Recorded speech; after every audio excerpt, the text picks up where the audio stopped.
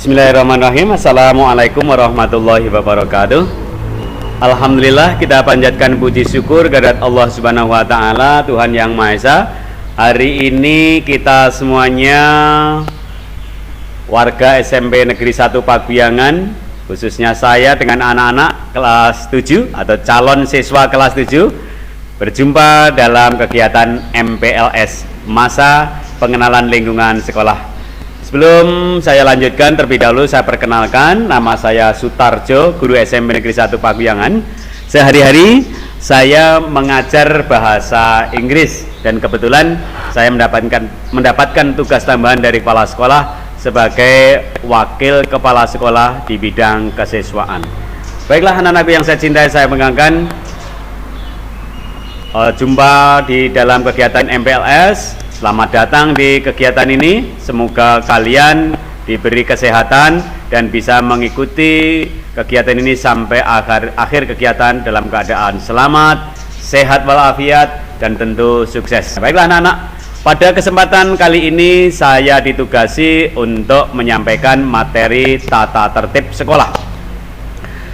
Sebagai bagian dari kehidupan bermasyarakat, berbangsa dan bernegara, agar kehidupan kita baik bermasyarakat, berbangsa dan bernegara itu bisa mencapai suatu tujuan dengan baik, maka diperlukan sebuah tatanan. Nah, tatanan itu bisa disebut ada hukum, ada undang-undang, ada peraturan.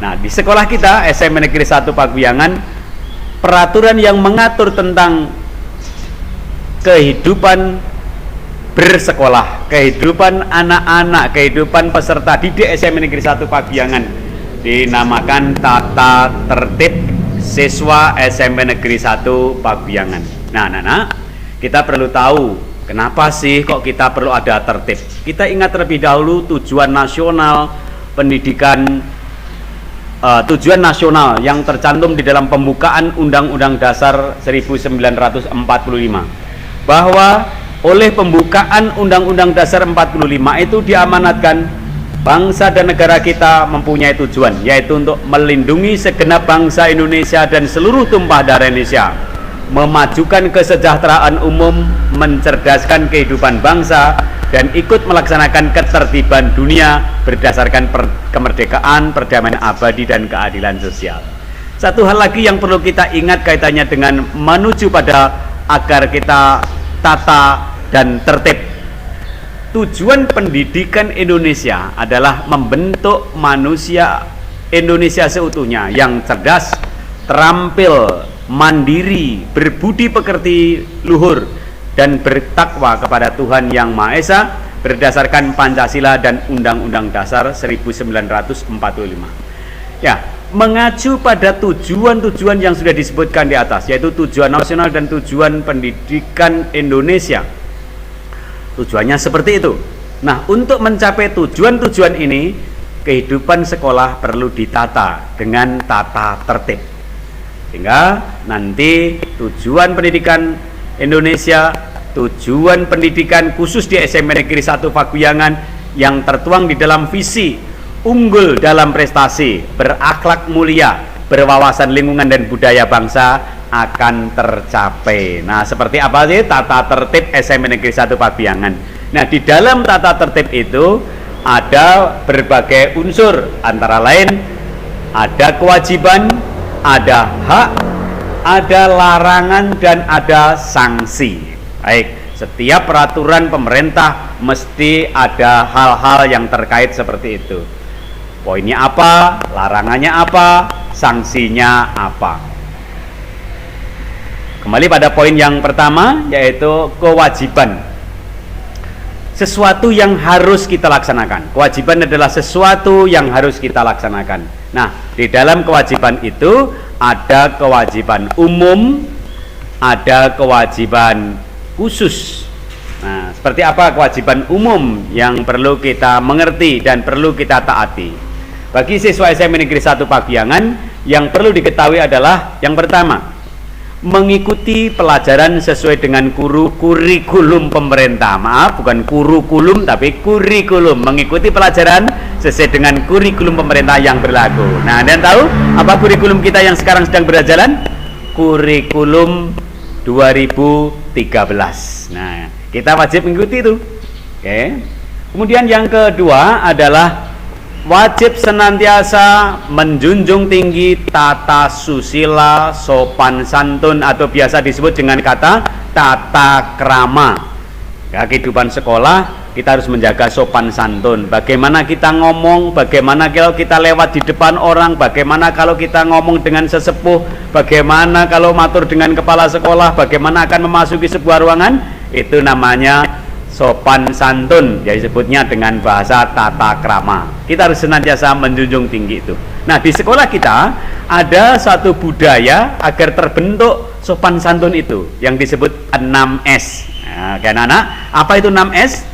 Nah, diingat-ingat, 6S itu adalah salam, senyum, sapa, sopan, santun, dan salim. Saya ulangi lagi, salam, senyum, sapa, sopan, santun, dan salim. Ini menjadi budaya kita. Kalau pagi hari ketemu dengan teman kita, kita harus bertegur sapa dengan sopan, santun, kalau perlu dengan salim, dan menjadi budaya kita. Ketemu dengan Bapak Ibu guru seperti itu. Nah, kalau kita sekarang berada di masa pandemi, tentu salam kita menjadi bentuknya berbeda karena kita tidak boleh jabat tangan, harus menjaga jarak. Maka dengan cara ngapurancang, ya, tangan seperti ini, tunjukkan ada tanda penghormatan kepada siapapun. Nah, itu Anda akan menjadi anak yang tahu sopan santun. Kalau lewat kok selonong boy saja, ini berarti Anda belum tahu sopan santun. Tidak ada salam, tidak ada sapa, senyumnya tidak kelihatan karena tertutup masker dan lain-lain.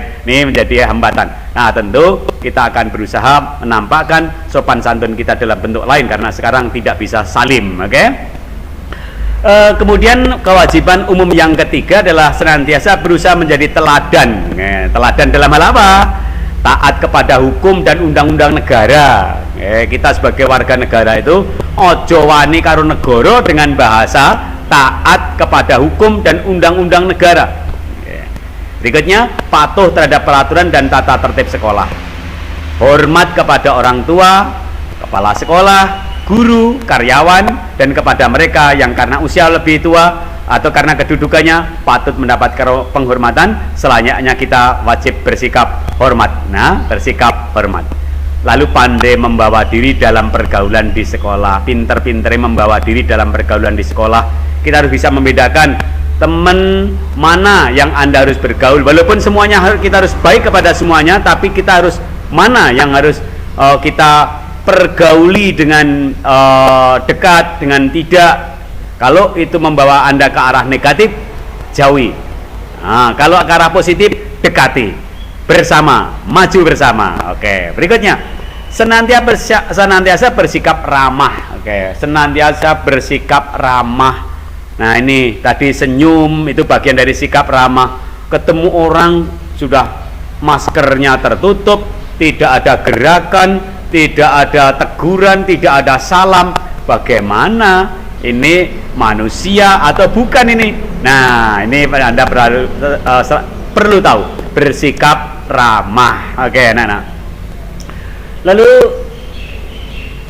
berikutnya, memiliki rasa persaudaraan, kesatuan, dan kekeluargaan. Nah, kita ini adalah saudara. Berada di sekolah ini kita menyatu dalam satu wadah organisasi yang namanya OSIS. Kita adalah keluarga. Kalau ada masalah apapun yang ada di sekolah, jangan sampai main hukum sendiri, main hakim sendiri. Kita dengan persaudaraan, persatuan, dan kekeluargaan, mengutamakan musyawarah, inilah yang harus kita miliki sebagai warga sekolah, sehingga tidak timbul suatu akibat tidak baik dari misalnya bermain hukum sendiri.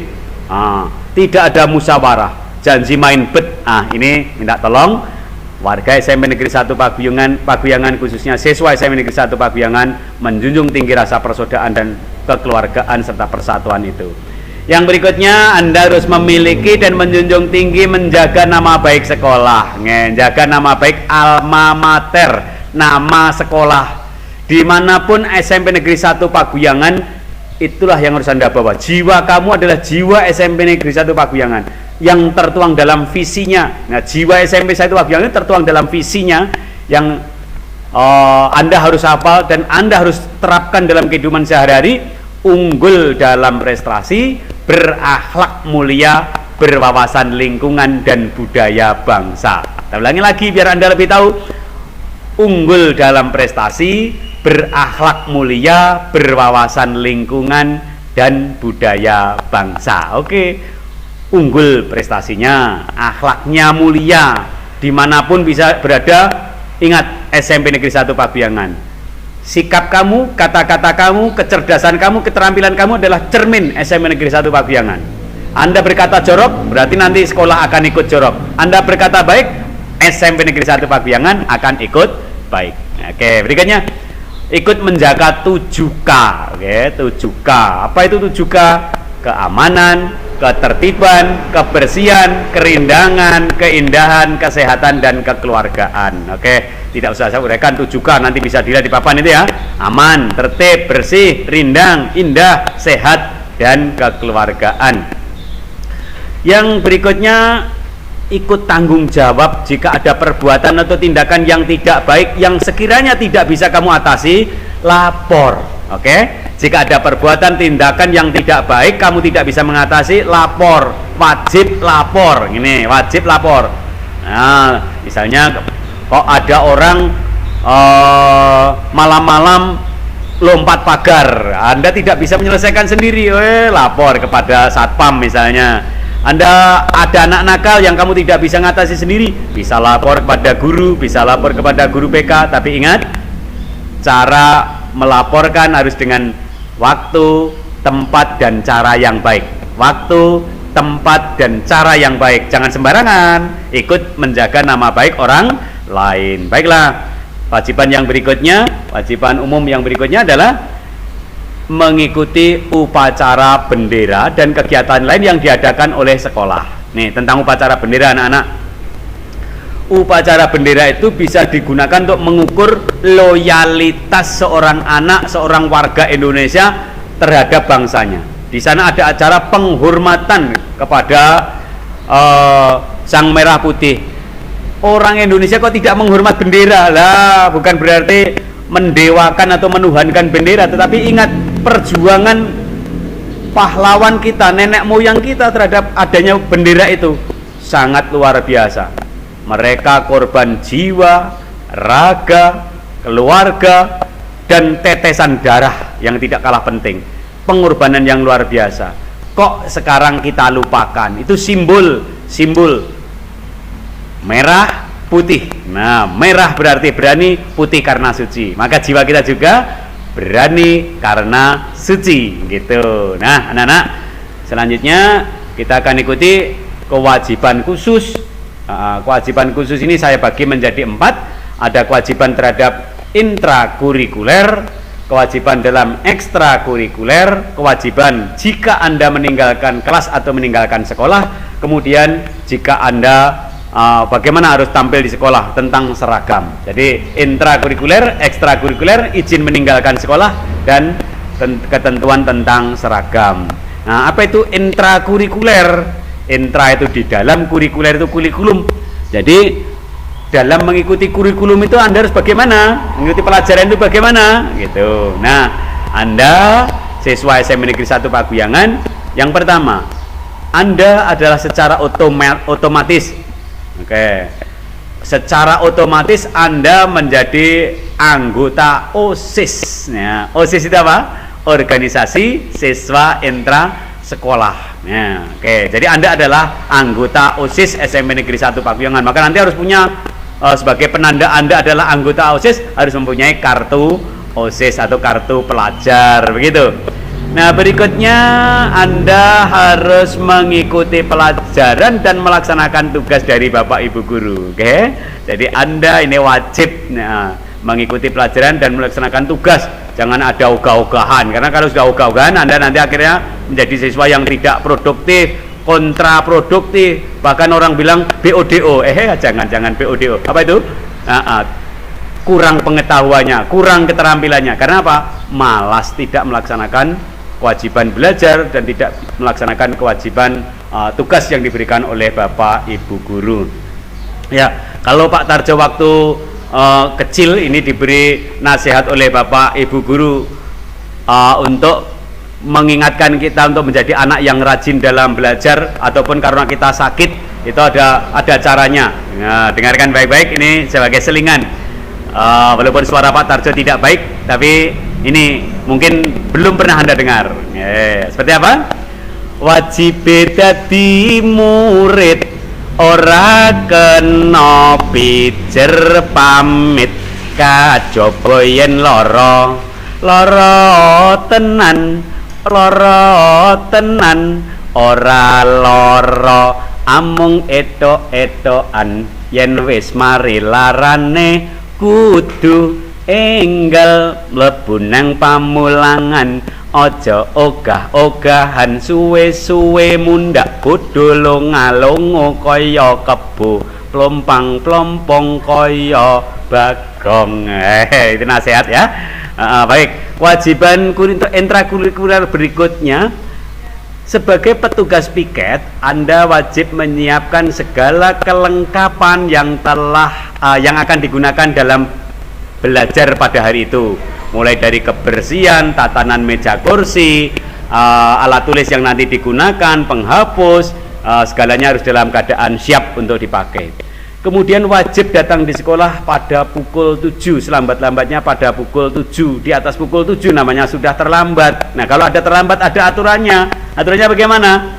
Jika kedatangan Anda 1 menit atau 10 menit sebelum 10 menit atau sampai maksimal 10 menit, maka Anda bisa diperbolehkan masuk dengan catatan, dengan persetujuan oleh guru kelas. Oke. Kemudian yang kedua, jika terlambatnya sudah lebih dari 10 menit, Anda jangan buru-buru masuk, minta surat izin dulu kepada guru piket atau guru BK. Lalu selama menunggu, misalnya tidak boleh mengikuti pelajaran secara langsung, maka Anda wajib mengerjakan tugas yang diberikan oleh guru piket. Ya, bukan langsung masuk. Jadi ada kegiatan yang positif. Oke. Berikutnya, di dalam kelas, baik awal ataupun akhir, ada budaya berdoa, ada kewajiban berdoa, dan saling memberikan penghormatan untuk memulai dan mengakhiri kegiatan belajar mengajar.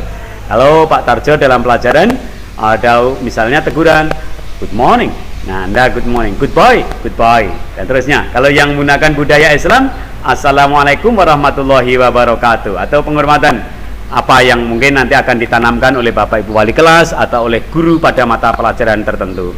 Yang berikutnya, wajib memelihara ketertiban dan ketenangan dalam PBM, dalam proses belajar mengajar. Di dalam kelas kalian tidak boleh gaduh, tidak boleh ribut, bikin suara-suara yang tidak bermanfaat, memukul meja, lompat-lompat dan seterusnya. Ini kalian sudah gede, bukan lagi anak SD, sudah remaja, tentu bisa membedakan ini pas apa tidak untuk belajar. Oke.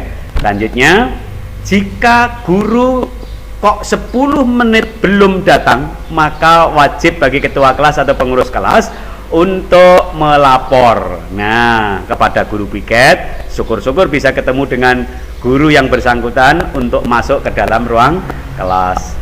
Dan lalu pada jam akhir, siswa hanya boleh meninggalkan kelas atau meninggalkan sekolah ketika bel sudah berbunyi, bel sudah dibunyikan, tidak boleh mendahului pulang. Oke. Baik, itu kewajiban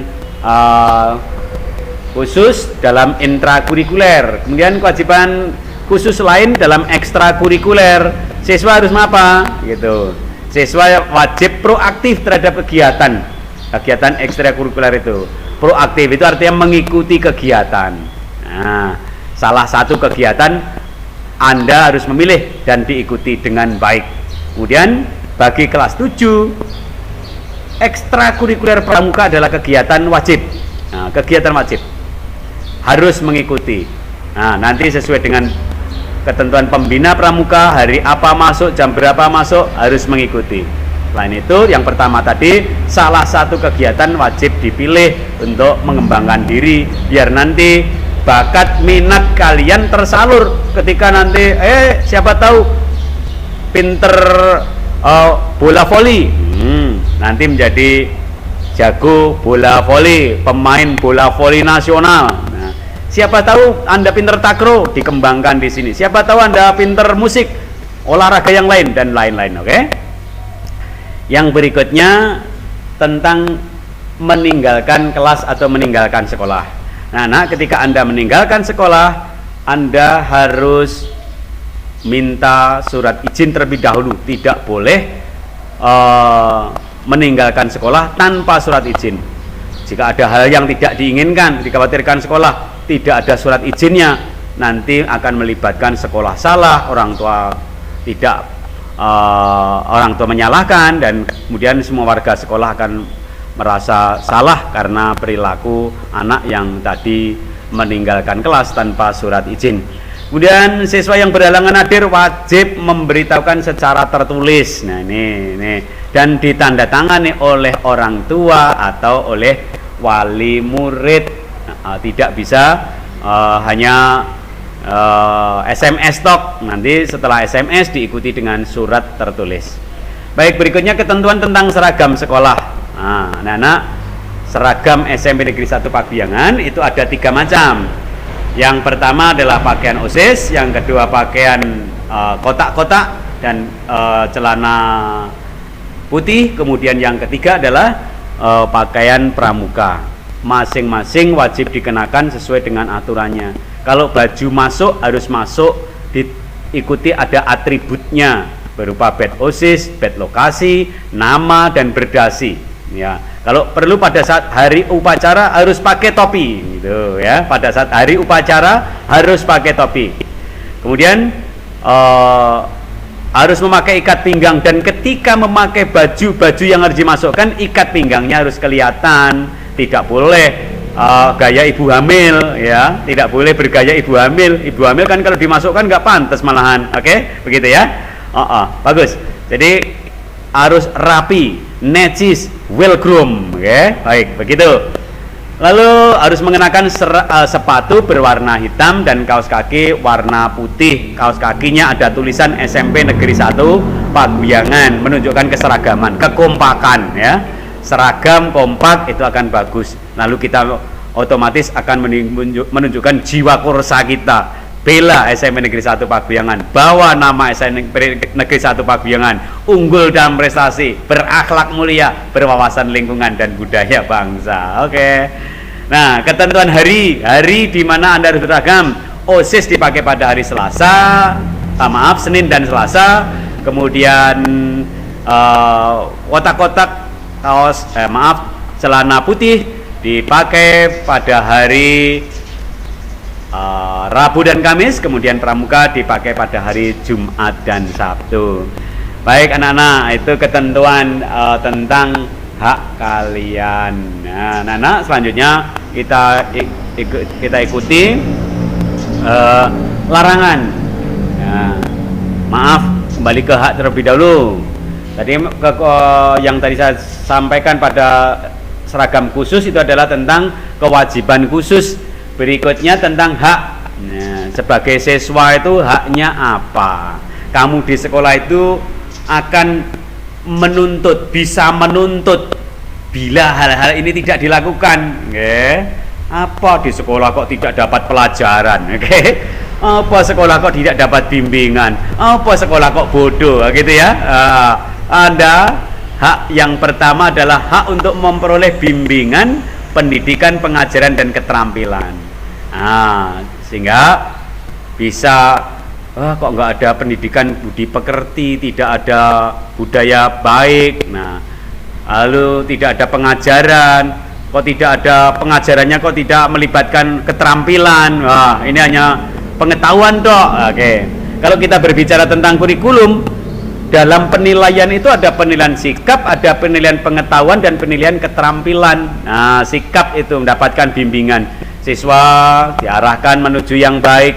Lalu pengetahuan itu siswa sing orang ngerti ben ngerti, sing ngerti tambah ngerti, sing bodoh jadi pinter, dan sebagainya. Itu Anda dalam pengajaran. Kemudian keterampilan dari ilmu yang diajarkan itu lalu bisa dipraktekkan, praktek dengan mahir sehingga dibilang terampil. Nah, nantinya Anda akan memiliki budi pekerti luhur, berpengetahuan cerdas dan terampil untuk menjadi bekal kalian nanti. Oke?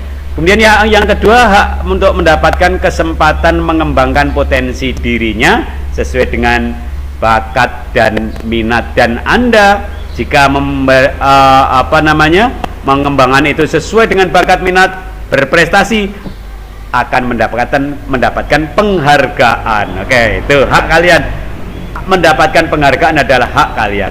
Lalu juga mempunyai hak untuk memperoleh pelayanan administrasi. Baiklah, nah itu tadi hak kalian sudah saya uraikan, kewajiban umum, kewajiban khusus, hak kalian.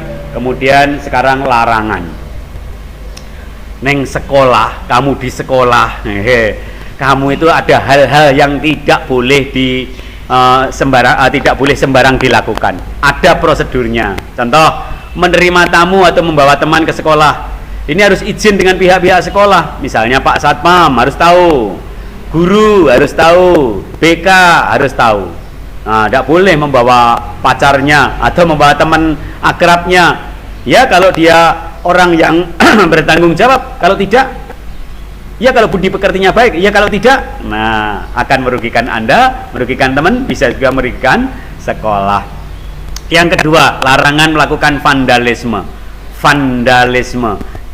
Melakukan coret. Nah, tidak boleh menggambar sembarangan. Ada tempat tertentu untuk menulis, ada tempat tertentu untuk menggambar. Tidak boleh sembarangan coret, mengurangi keindahan sekolah. Dan yang berikutnya, tidak boleh terlibat di dalam tindak pidana atau kriminal. Ya, nek pidana ke menyakiti, gitu ya.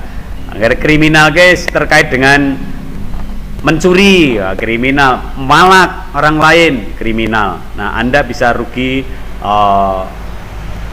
dalam hal berikut kalau sudah masuk ke dalam tindakan pidana atau tindakan kriminal.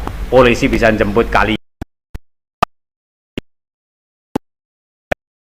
Tidak boleh melakukan tindak pidana, tidak boleh menyakiti orang lain,